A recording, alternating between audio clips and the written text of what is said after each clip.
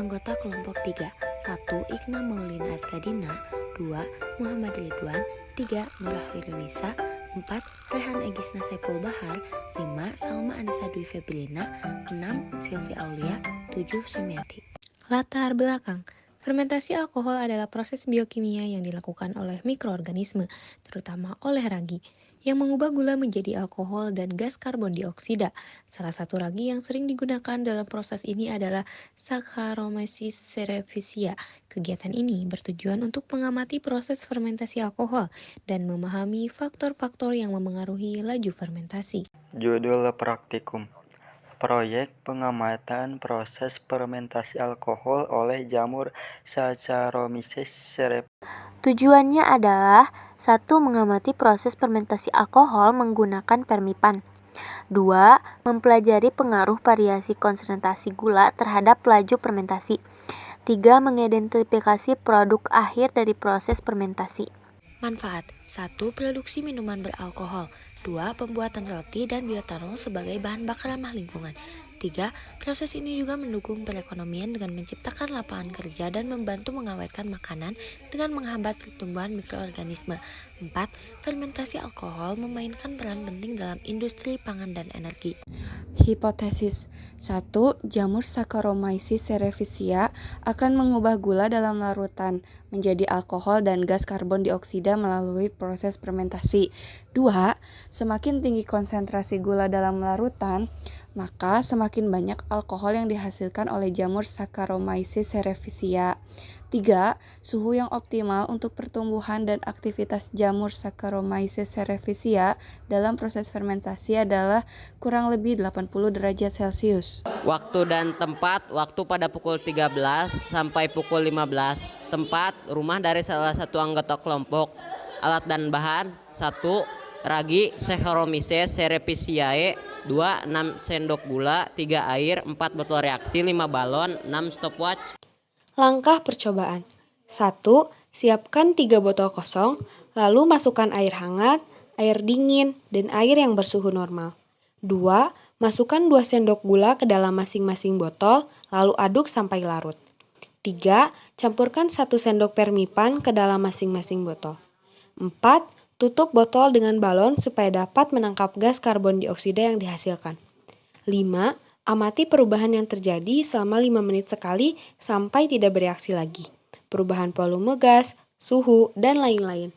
6. Bandingkan laju fermentasi dari berbagai konsentrasi gula.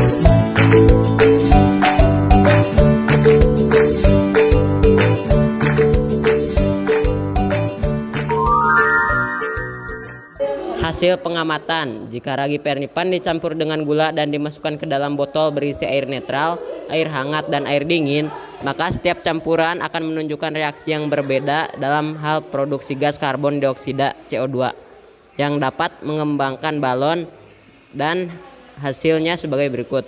1. Balon dengan air hangat akan menghasilkan reaksi paling cepat dan menghasilkan gas CO2 dalam jumlah besar karena suhu hangat dapat mengaktifkan ragi secara optimal.